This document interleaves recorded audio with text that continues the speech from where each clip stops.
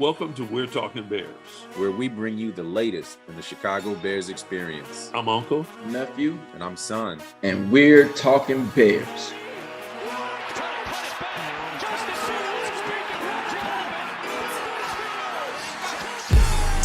All right, I'll kick it off. Right. Man, I'm pumped. I'm excited. This is insane. I was really excited for the season. I thought, here we are. We're going to be competitive. We're going to come back and we're going to play ball. Then Poles does it again. He pulls out a phenomenal deal, getting Yannick Ngakoue for only $10.5 million, actually using most of the money that we would have to spend anyway. So it's $10 million bonus. So he's up front. So, it's just an incredible deal. And then he picks up Marcedes Lewis too. Man, I'm looking, and right now with the starting 22 on offense and defense, I'm looking and I'm saying we can fight with anybody in the NFL. Our starting 22, I'll put them up against any team. Let's go. All right. That's how I feel. No, I'm with it. And I'm right there with you. I think our offense is absolutely stacked. I think the biggest question marks for us come from depth, come from injuries along the interior O-line. Right now, Tevin Jenkins and Nate Davis are kind of nursing some stuff. So hopefully they can, have themselves ready to go full speed when the season starts. I don't really care about preseason football, but man, it's scary. It's scary seeing those guys down because behind them is Alex Leatherwood and Ja'Tyre Carter. So, I mean, I'm hopeful that Ja'Tyre Carter is something, 6th round pick from last year out of, I think, Southern Miss or Ole Miss or something like that. But man, we don't know what he is. He's played like 30 snaps total last year. So, like he could be terrible. He could be another Lachavious Simmons. So you don't want to face Aaron Donald with him. No, Right. you don't. I mean, we got Chris Jones in week 3, so like that's that worries me. I really would like Nate Davis to be out there. We're paying the guy $30 million. So let's see what happens with him and Tev. But other than that, man, I think every position on the team has been addressed. Like every need, every hole we've had, which I think is fantastic. I think Cole has done a crazy good job. And we got 2 first-round picks for next year. And we got 2 first-round picks. 2 first-round picks for next year. We actually addressed every starting job, and we got 2 first-round picks. And here's another thing that people are like not properly giving everybody credit for. But not only that, we're first in waiver priority until week 3. Not only that, if Ian Cunningham gets hired as a GM this offseason, because given that he had interviews last offseason but didn't choose one of the jobs, then we get 2 third-round picks as compensatory selections. We're getting those picks because with the job that those men did, they continue to do. They're not done. They're still pulling stuff off. They continue to do that job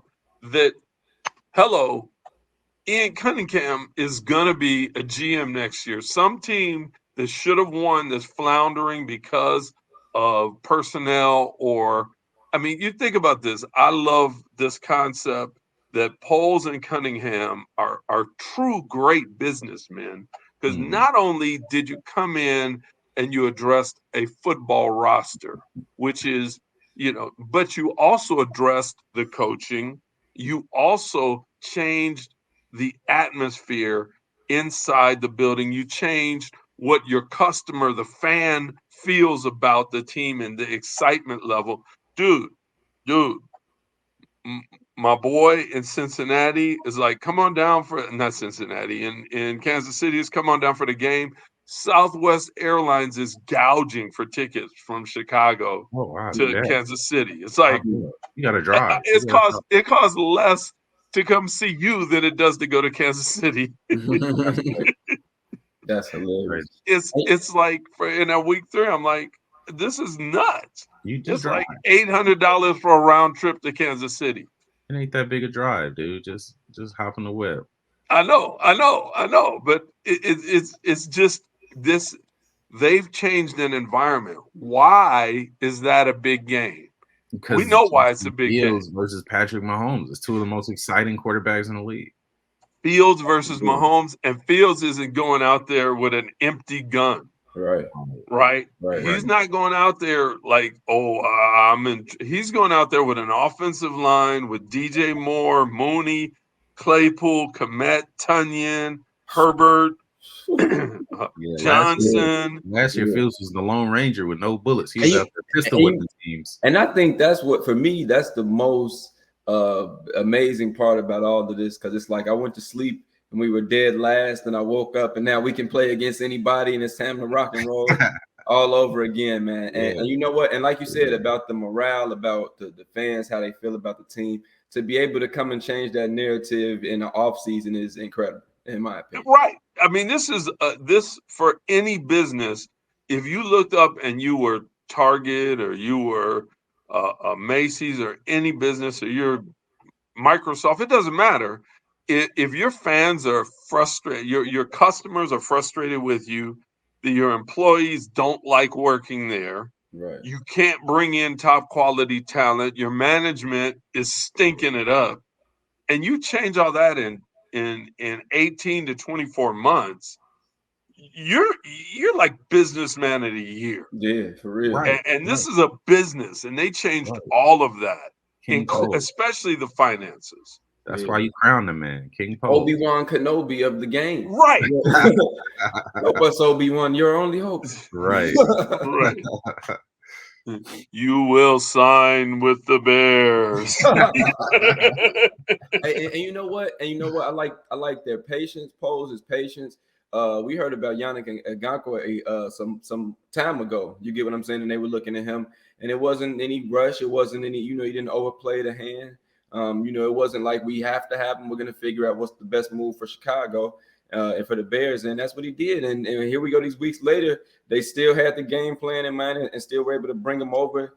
Man, I think these guys just got it, man. I think Poles really just has the force with him. That's why I say that, man. He's the Jedi out here. Do y'all remember Robert Quinn's 5 year, $75 million deal that was all backloaded? Yes. Bro, it's the same situation, but we get a younger pass rusher. Maybe he doesn't have the top end ceiling of Quinn as an every down rusher, but man, Yannick Ngakoue is a dang good pass rusher too. So but think about this 1 year, if he doesn't work out, then cool, bring in the next guy, trade for somebody. Next year's D-line class is crazy stacked, and Poles always has that foresight to know hey, don't overplay this hand, like you said, make sure that he's working within himself and working within a larger plan. I think we still have the most cap space in the NFL come next year. I think we're still slated for $100 million in cap space next year too. So know what's crazy? How? Think about what you said though. Think about what you said.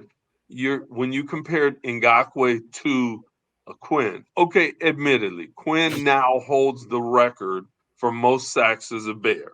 Yeah, and I would put a star because he did it in a 17-game season, but he broke the record in game 16, so it was legit, right? Yeah. So and that's taking Dent's record, right? Yeah. But all love the Quinn, man. We love Quinn here.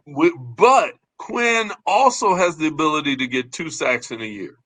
On the year he plays most games, and that's part of Quinn, right? Yannick doesn't have that ability. He doesn't know how to get less than 8 sacks in a season.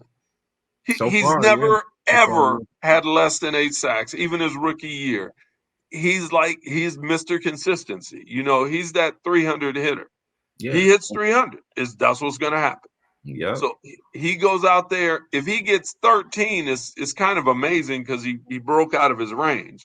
But honestly, I think he's going to break out of his range because I think our ability to stop the run with the toughness that we've brought in. We've brought in beef and toughness on that front line, which I think that's going to open it up for him to break that record of 12 sacks that he has and do a personal best this year. That's what, especially with the contract, he's still a little young. you know, he I can think he get an can. enormous contract if he breaks that record. I think he can too. I think he can too. That would be nice, man. That would be Yeah, nice. Like, we need yeah, that. We need that edge pressure. We need that edge coaching that comes off of experienced players like that for our younger guys. Dominic Robinson, Travis Gibson still kind of needs some refinement in his edge rush. But really, the only thing we really need to look out for now is like who's the top pass rushers in next year's draft. yeah, yeah. Because I think, I mean, honestly, honestly what's crazy.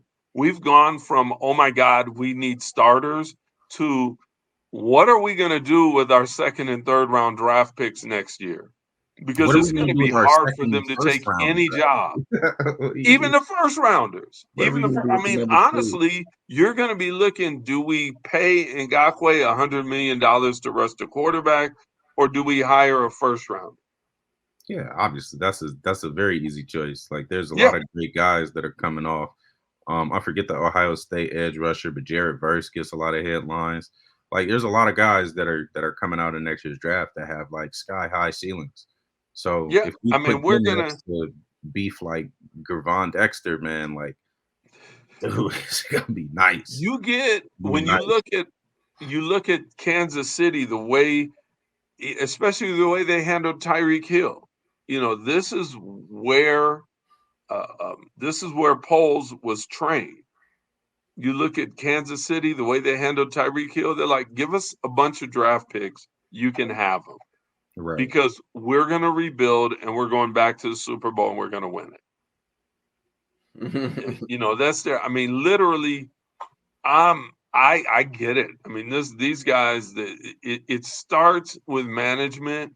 It's football. It starts with management. It goes to good coaching. And honestly, that's the proof point this year. Yeah. And Uh, we've been watching the effects of that good coaching in training camp early this year, man. Like we really have seen big steps from Kyler Gordon. Even late last year, Kyler Gordon started picking off quarterbacks left and right, picked off Jalen Hurts and Josh Allen in back-to-back games, I want to say. Like yep. the kid So turned it on, and now he's got this Spider-Man thing that like his confidence is right. so high, and he has insane athleticism, like crazy athleticism to play that nickel spot and just be everywhere at once. So guys like that, guys like Jaquan Brisker, getting Eddie Jackson back, and then now the rookies we've added with Stevenson and Terrell Smith on that opposite cornerback spot from Jalen And they're Johnson. fighting for a job. Stevenson, we thought is his job locked up. Smith is like, no, no, I got drafted, dude. Smith sees himself as the next Braxton Jones. He's like, I was drafted in the 5th round. I'm starting. Yeah, man, and more power to him because he is a big, strong dude like at cornerback. And he looks like a small linebacker. You know, JOK from the Browns, um, Jeremiah Owusu Cormo, I think is his name. So he's like 210 or something like that playing linebacker. Terrell Smith is like 210 playing cornerback. Right, They're like the right. same size, dude. So like, man, Terrell Smith looks crazy out there in that cover two corner spot, man. You need a guy who can just beat people up, and him and Stevenson can both do that. So I like both of those guys. I think our secondary is going to be one of the most dangerous secondaries in the league. Like they were covering last year with no pass rush, no Yeah, pass rush, and yeah, they were no pass locking dudes rush. up. It was That's crazy. not going to be a problem this year. We're No, getting upfield. We're coming for you. I want to see third down and long with Ngakoue on one side, Robinson on the other side. Robinson knew, like he knew he needed to get stronger to play edge in the NFL. He's been working like a dog. All the film that's out there is he's working out everywhere, working like a dog, trying to build that NFL strength and work on his moves. He had good moves. He just didn't, once everybody figured out you ain't NFL strong, they shut him down. right. But I think he's going to be much better. I think if you increase your strength 5 or 10% on that level, that's ridiculous because you're already, one of the best athletes in the world. So like Braxton, he's working on his strength. And let's talk right. Right. All of the offensive linemen, Whitehair, Jenkins, they're all like, oh my gosh, this guy is crazy. They're like, just the way he sits down on a bull rush and stops it cold, the way he recovers. They're like, dude, this guy is so far ahead of me when I was a rookie. That's what the other linemen are saying. Yeah. They're like, Jones, they're like, hey, he's like, no, he's ahead of where I was. And he should be as a top 10 pick. He should be, Man. absolutely. Yeah, and that's one of what Jenkins was like. No, he was the number one pick for a reason. Yeah. And this guy, he's gonna fit right in with that line. I think, like you said, injuries are the big thing, because I don't think we have, outside of linebacker, tight end. I don't think we're just comfortable with backups and running back, of course. We're so deep at running back that Johnson isn't going to get the carries he should get. Honestly, he's not going to get the carries he should get. Yeah. He's a rookie. He'll be all right. He'll be all right. But honestly, Roshan Johnson has on his tires right now. That man was a backup in college to Bijan Robinson, who took the vast majority of carries, and now is stepping into the league as a third string running back. He's going to be a good player for a long time. Yeah. I mean, I'm cool with that. I'm just saying, honestly, it would be nice to see him more, but we're not going to get a chance to, because I think our run RB1 and RB2, I think Herbert's going to tear it up. Yeah. I mean, Herbert hasn't been on an offense. He was phenomenal last year, and he was on an offense where it was all run. Yeah, he hasn't been on an offense where people are afraid we're going to throw the ball. Yeah. Oh, it's gonna be. He hasn't had that thing where he looks up and the safeties are 18 yards deep and backpedaling. He's like, what? Wait till the first time he sees it. It'd be like, this is not right, like, wait a minute, is it supposed to be everybody standing? And then, like, on top of that, even after the safeties are deep and backing up, when Justin does that fake mesh point with Herbert and reads that like blitzer or D end or whoever's coming around the end, they freeze.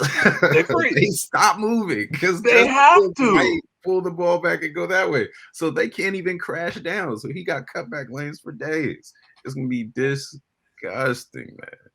Yeah, I know. So I mean, Herbert hasn't seen this, an offense that is so dynamic that the defense can't just key on the run game.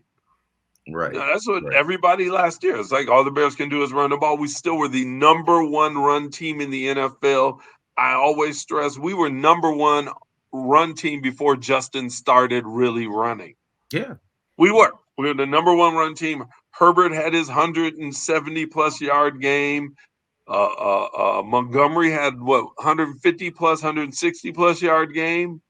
Something like that. I don't remember exactly, but we were killing it on the ground. Yeah. And everybody knew all we could do is run.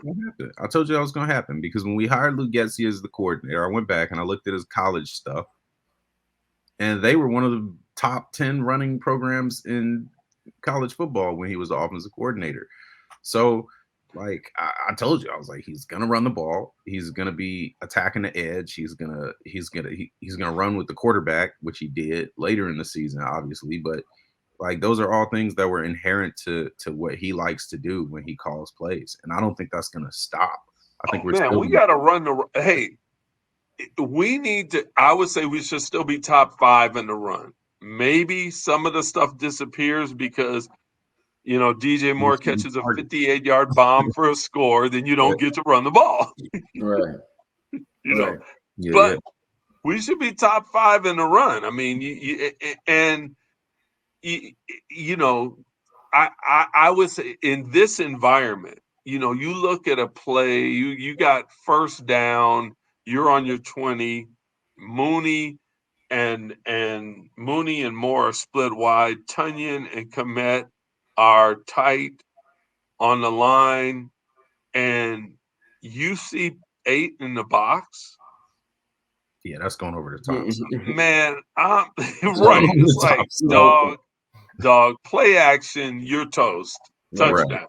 Right. You know, you know, I don't think that with our weapons, you can put 8 in the box to stop the run. You're asking for it. And the best thing, my favorite thing about what Poles has done, the players he's brought in, keeping Justin Fields, bringing in DJ Moore, is because watching all of these guys and watching what they actually do and watching what they're good at, these are all guys that even when the defense is perfect, they can still win.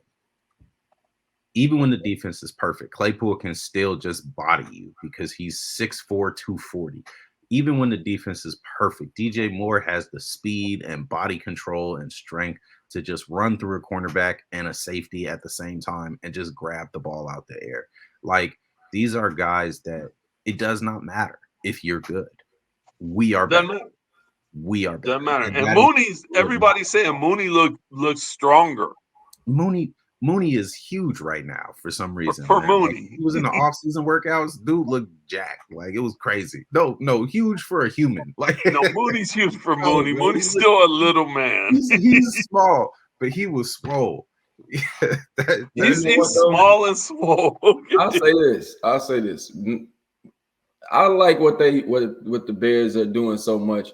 When you think about it, most of the times, man, and I don't know, is it just like knowing your players, knowing your personnel, knowing what you're looking at, your scouts, right? But a lot of the times when you come from the last place team, when you're the worst team in the league, and you have these issues to address, and you have the money, a lot of times we see organizations just go throw a lot of money at the biggest name, and you bring this person there, and it doesn't pan out usually because it's all about, to me, it's about the team structure, right? It's about the attitudes you have. You can bring in a big name guy who knows he's the man, and he doesn't necessarily fit into what you're trying to build as a team. And I feel like they're doing such an incredible job because even for someone like Mooney, who's been our go-to guy, we love Mooney here. But now when you put a DJ Moore there, now you put a Claypool there, a person like Mooney with his work ethic, with his attitude, he's going to want to step his game up too. He's not going to want to be outshadowed. And when you put a team full of guys like that together, it's not about just going to pick the best name out there. And Poles has been so incredible with that.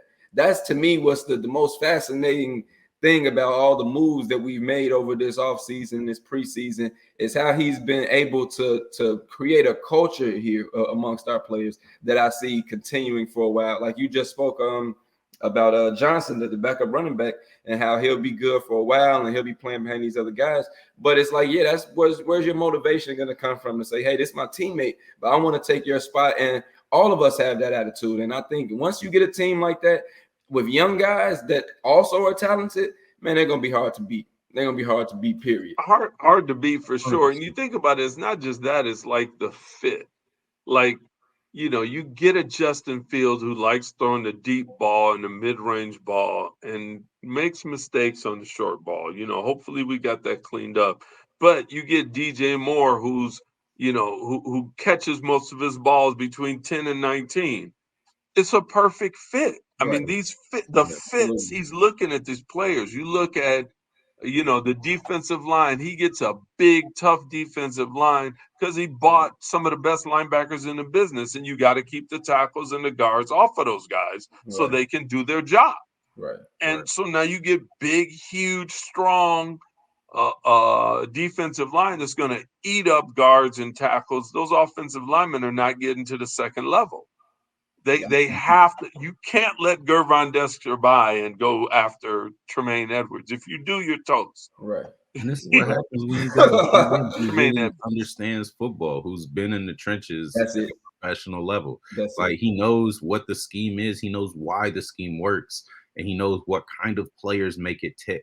And he's going and getting those players for his coaches. He's involving the coaches so that the coaches are like, yo, I really want this guy to succeed. And they put in that extra effort. And all of that, I would say all of that culture, all of that Poles is doing is fantastic. But it all starts with QB1. that kid is so locked in. That kid is so focused. That kid is so determined to be great that he's dragging everybody else along with him. Like Oh man, I you mean, can't work harder than him on this team. Like you could try, but you will not succeed. That man is at Hallis hey, Hall all off season. That man is working out at home when he's not at Hallis Hall. He's bringing people, flying them out to Florida, flying them out to Georgia so they can get extra work in. Like he's determined to be great, and that's why, like, no matter what and our you injuries look think like, about it. I We knew this. We knew this from day one. If you remember back when we drafted him, the next morning at 6 a.m. he was on the airplane to Chicago before he had a contract. He wasn't sitting down playing the contract game or nothing like that. He got on an airplane and he came to work. Yep. That says everything. I mean, how many guys are holding out? No, I love Roquan. He was a great player, but how long did he hold out? Yeah, he was out the until first year. the season started. Justin Fields got on an airplane, packed his bags, got on an airplane. I don't know if that's just the way his family is or whatever, but I don't care. It was phenomenal because you wake up in the morning and the dude's already in Chicago. He's already landed and is at Soldier Field, and you're rolling out of bed, Right. At Hallis Hall, I should say. But that's you get that, and then you're hiring people with that work ethic. You're hiring, guys like Edmonds and Edwards, and you see you find a Sanborn and you promote them, and that's the environment you want to be in. You want to be in an environment where everyone expects to start and everyone expects to be a winner. And if you don't, the guys that don't feel that way, they're gone in an instant. The guys that don't think the team is the most important thing, goodbye. Thank you. You're great. There's somebody else who's great too. Next, next man up. I mean, I can't wait for them to hit the field. Man, even the preseason is going to be thrilling. But then, man, like we got depth, we got position battles everywhere. Like Gervon Dexter and Zach Pickens on that defensive line, second rotation. I really want to see how they do in preseason action. I really expect it to be Justin Jones and Andrew Billings day one. Like last year, we really saw those rookies start rotating in, like Al-Qadim Muhammad in front of Travis Gibson and what's his name, Dominique Robinson, for most of the year, and then like later in the season, the reps started going their way, and then they were above 50% of the snaps. So that's kind of how I expect that progression to go. But it's going to be exciting to watch. Early on, Tyler Scott versus Velus Jones in that wide receiver 4 kind of role. Trying to see who's going to come out of that. Getting to see PJ Walker. That's a tough battle. You know what I'm saying? Like watching him, Tyson Badgett, whatever, try to make the roster as a QB3 or beat out Nathan Peterman. So I mean, I think we got some exciting stuff to watch when the preseason rolls around. Obviously, that's coming up this weekend? Is it the first game? Next weekend. Next week is the first game. Next weekend. 12. So I mean, I'm ready, man. I'm ready for this Bears action. Here we go. Football season is here. Preseason is here.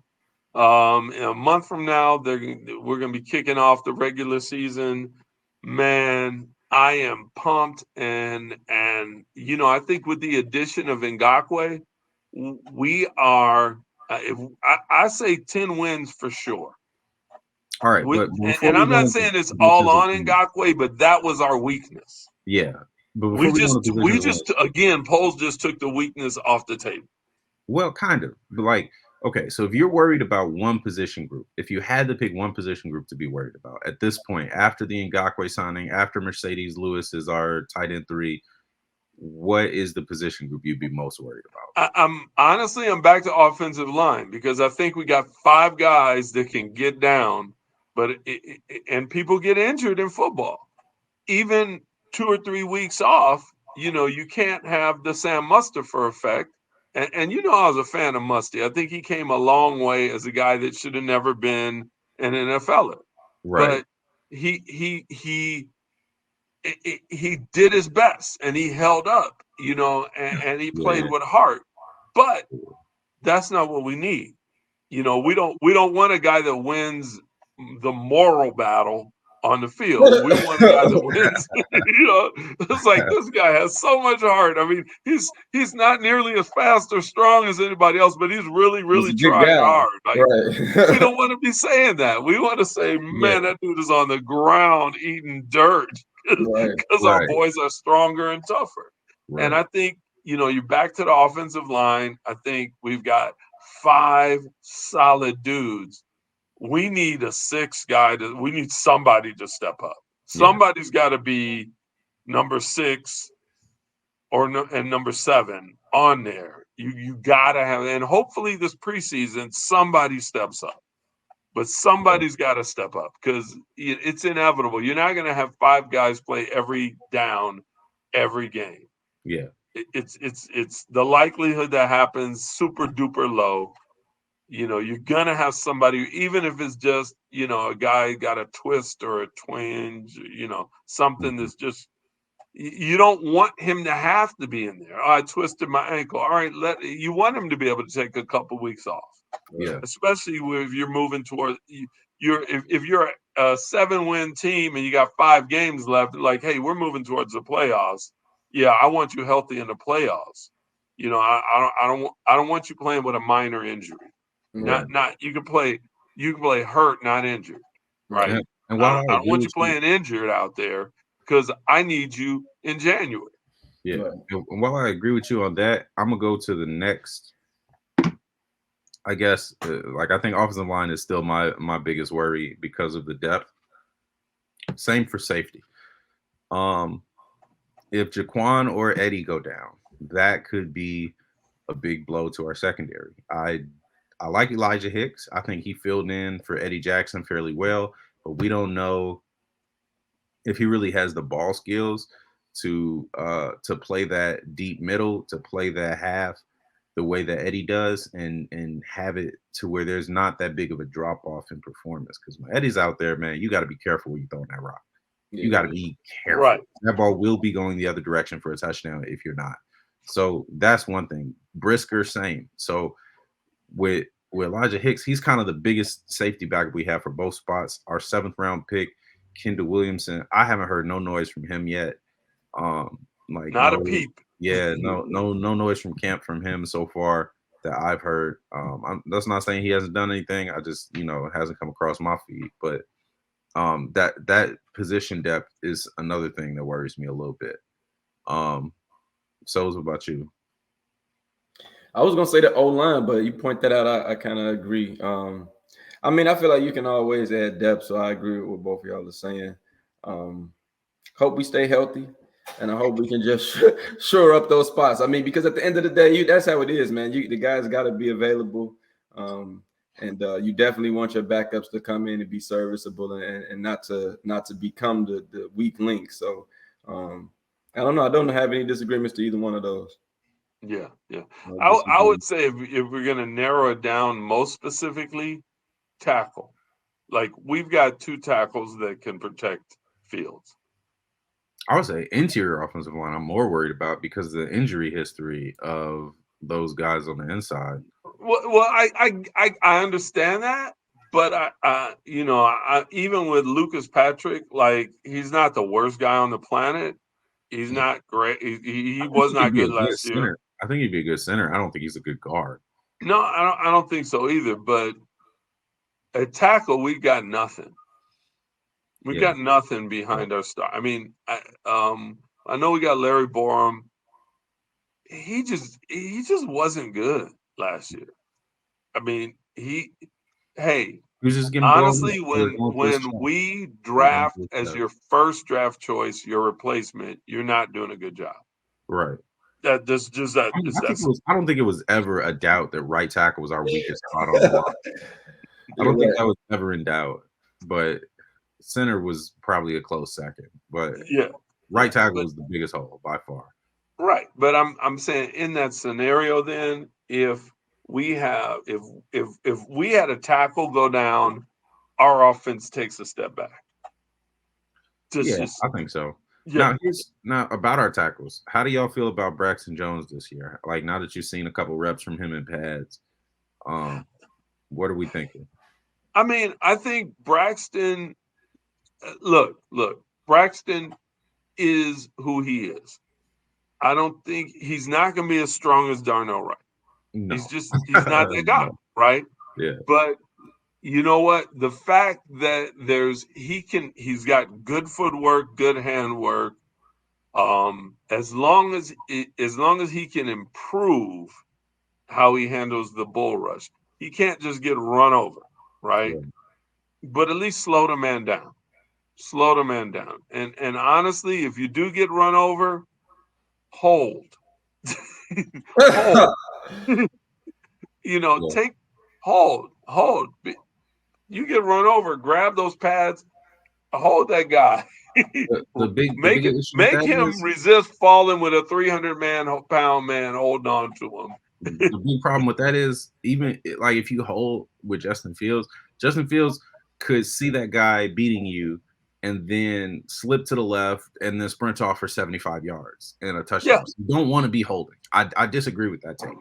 I do not want them to hold for any reason. I don't want to give the refs no excuses to call back any of Justin Fields' Superman shit on no BS. Like I don't want none of that. We were the third least penalized team in the NFL last year. I want to keep that going. I want that to be a calling card of the Bears that we play clean. Would you say don't hold? If you got to fall down in front of that man and just be a speed bump, I would rather that. It gives Justin Fields more of a chance to get away than the refs do. Like, don't give them no excuses. Right. Just lay in his path and just roll.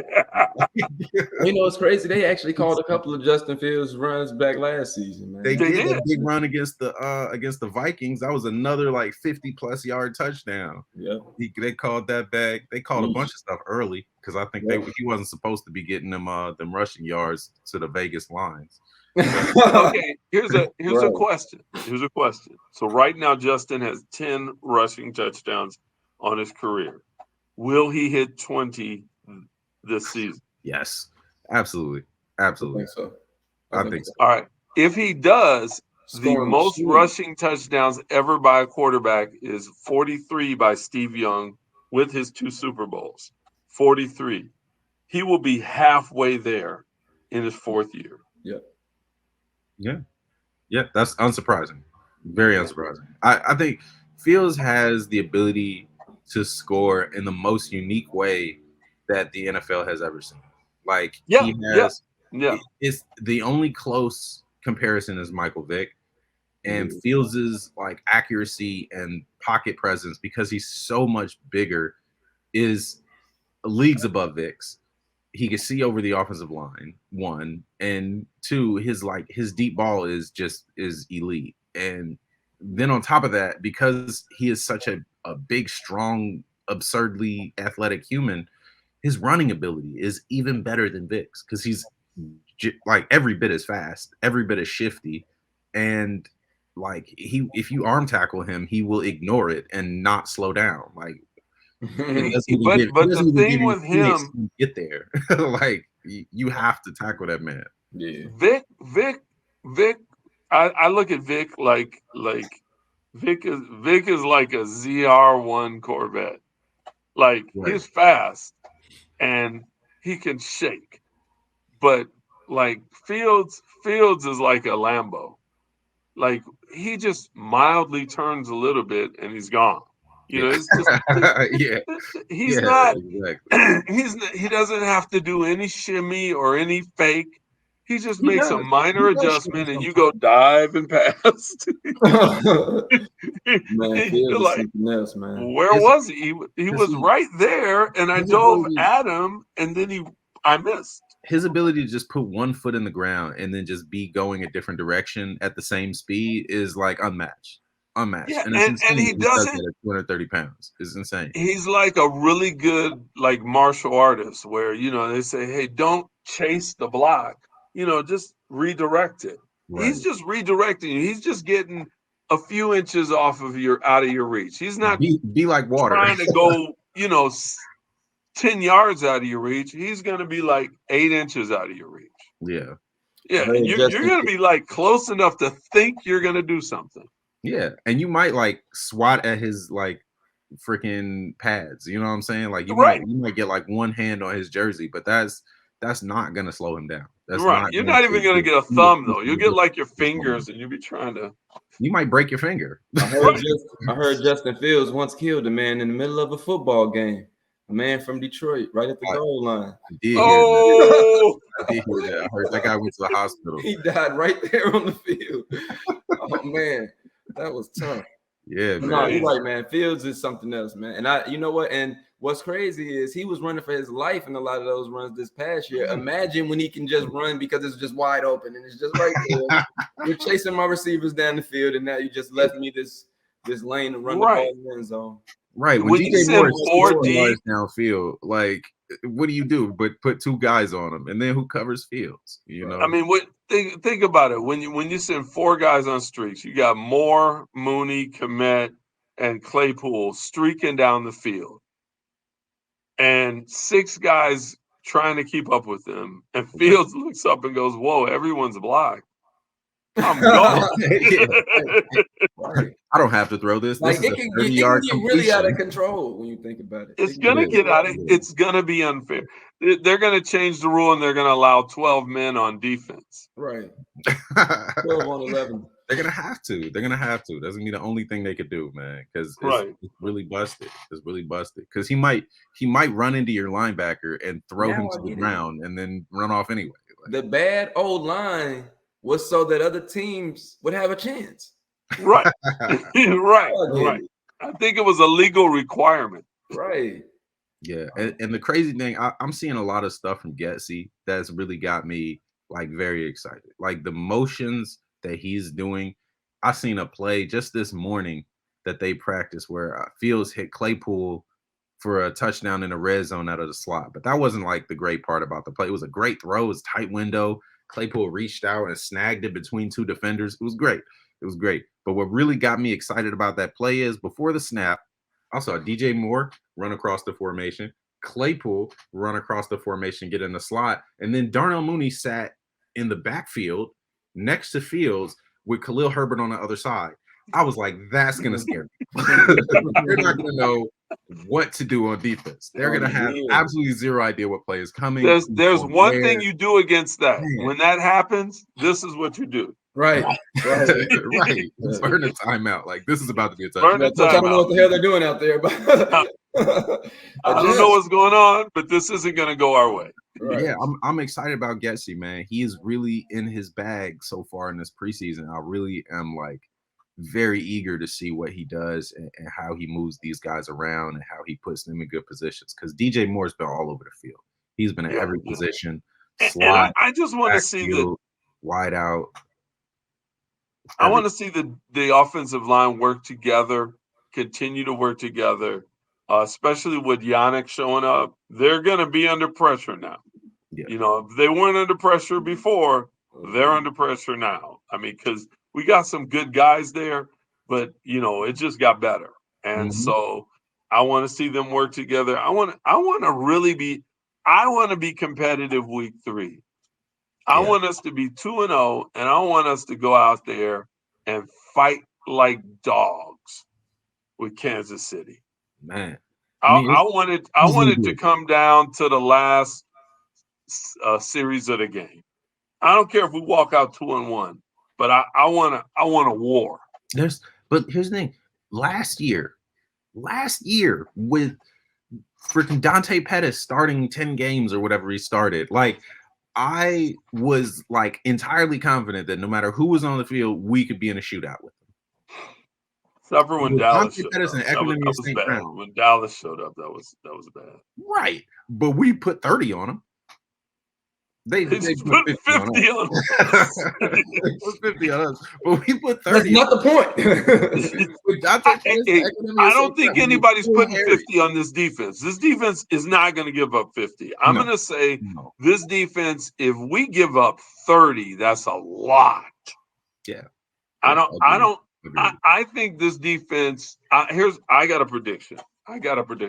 this defense goes the year and doesn't let, I'm going to say no one past 35, but maybe no more than 2 teams get past 30. Nobody gets past 35, and no more than 2 teams get even to over 30.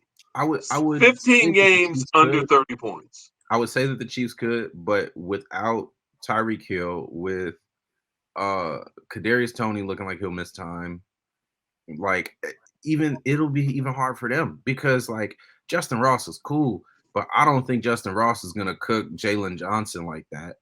I don't think they have like a receiver to really threaten our DBs that early in the league.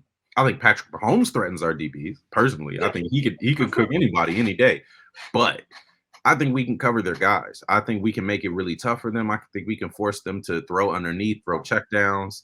Like that's what people did to Patrick Mahomes last year, and he struggled early.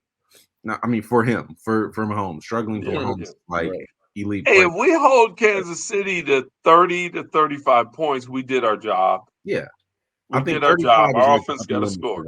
But well, no, I would say this because they put 35 up on the Eagles defense in the Super Bowl, so they could probably put 40 up on us, at least. No one gets past 35 on us. I'm saying if there's anybody that could do it, if there's anybody, I'm saying we have the Eagles' best defender on our team. We do, and he's not our best defender. I don't know if he's the best defender on the Eagles, but he was up there. He was up there. He was up there. Let's say he's the best at the front. He's not going to really be the guy that determines whether Patrick Mahomes goes off or not, though. At weak side linebacker, that's not really going to be his job. Like he'll cover Travis Kelce a little bit, and then he'll pass him off to the safety. I don't really know what else TJ Edwards can do, but just having that attitude, getting in the huddle and say, "Look, that's not Superman. Let's go." Yes, we were right there. Yes, it is. That's not. He needed the refs' help to win the game. Really, what it is refs don't help him. Eagles are champs. That's probably true. But Jalen Hurts did fumble at the beginning of the second half. Well, that's Jalen Hurts' fault, isn't it? So that's why his name isn't Justin Fields. Well, Justin Fields fumbles a lot too, so let's not go there. He recovers the vast majority of them. The Bears recover, but he does drop the ball sometimes. But we'll see if he cleans that up this year. But like really objectively speaking, like I think the Chiefs can put up as many points as they want on whoever the heck they want. It just depends on how Mahomes is feeling that day. If he throws 6 touchdowns, like what can you do? You know, like he is Superman. Our tagline is we've got like baby Superman on our side too. So I think Justin Fields can put up just as many touchdowns as Mahomes can. Honestly, I feel like aside from Travis Kelce, we can cover the Eagles. I think Kelce's going to get his. Right. But yeah, Kelce does have those 4 touchdown games, you know. Exactly. Like you can cover Travis Kelce, but Mahomes sometimes will put the ball like between 2 guys and hit him in the chest anyway, and it just doesn't matter. And I get that. I'm just saying, I think outside of Travis Kelce, we can stop everybody else on that team. Yeah. I think so. I think so. Now the question is Travis Kelce go for 190 and 4 touchdowns? You know, even if he's done that. Even before. if he does, Justin Fields could do the same thing. Justin Fields got 190 on the ground. Then it's a shootout by the end of the first half, and then what do you do? If you can hold Kelce to 2 touchdowns and 100 yards, you did a good job. Right. Like that's solid work. Right. Other than the Chiefs, though, I don't think anybody really scares me like that offensively that we're playing. Maybe the Chargers, that they're like week 8 or 9.